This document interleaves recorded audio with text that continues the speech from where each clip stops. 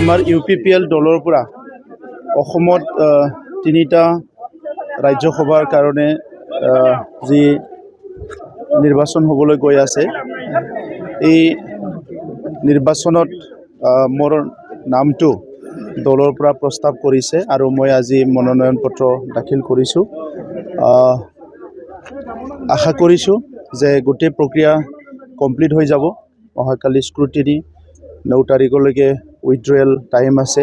এইখিনি সময়ত আমি সকলো গম পাম যে কি হ'বলৈ গৈ আছে আৰু মই দলক ধন্যবাদ জনাইছোঁ, বিশেষকৈ আমাৰ দলৰ জ্যেষ্ঠসকলক, আমাৰ UG ব্ৰহ্ম ডাঙৰীয়া, গোবিন্দ বসুমতাৰী ডাঙৰীয়া, আমাৰ সাংসদ ৰংগৰা নাৰ্জাৰী ডাঙৰীয়া আৰু সকলো নেতৃত্বক মই ধন্যবাদ জনাইছোঁ। আমাৰ দলৰ পৰা দুজন MP অলৰেডি, এজন লোকসভাত জয়ন্ত বসুমতাৰী ডাঙৰীয়া আৰু ৰাজ্যসভাত আমাৰ ৰংগৰা নাৰ্জাৰী ডাঙৰীয়া আছে।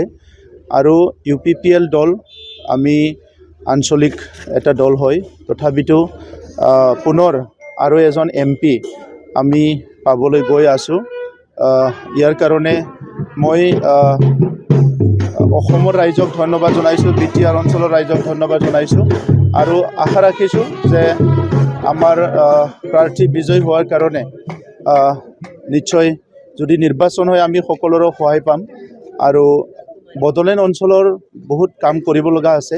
বিশেষকৈ আমি 2020 চনত বড়ো চুক্তি কৰিছোঁ, 2003 চনত BTC চুক্তি হৈছে, কিছুমান দফাবিলাক ৰূপায়ণ হোৱা নাই আৰু সেই দফাবিলাক আমি ৰূপায়ণ কৰিব লাগিব।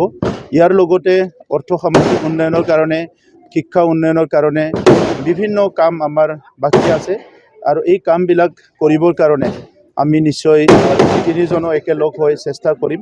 আৰু বিশেষকৈ বড়োলেণ্ড অঞ্চলত আমি যোৱা 5টা বছৰত শান্তি প্ৰতিষ্ঠা কৰিছোঁ আৰু শান্তি প্ৰতিষ্ঠা কৰাৰ লগতে 26টা জনগোষ্ঠীৰ মাজত এটা সমন্বয় গঢ়াৰ এটা পৰিৱেশ কৰিছোঁ।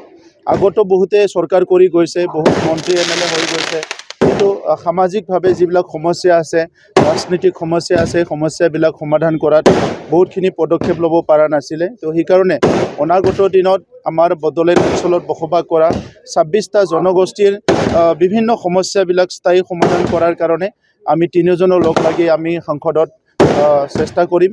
আৰু লগতে বড়োলেণ্ড অঞ্চলত যিখিনি অৰ্থনীতি উন্নয়ন হ'ব লাগে, কেন্দ্ৰৰ পুঁজি আহিব লাগে, ৰাজ্যৰ পুঁজি আহিব লাগে আৰু এইবিলাক সঠিকভাৱে ৰূপায়ণ হ'ব লাগে, এই ক্ষেত্ৰত যিবিলাক কৰ্মীয় কাম আছে এই কামটো আমি কৰিম বুলি আশা কৰিছোঁ।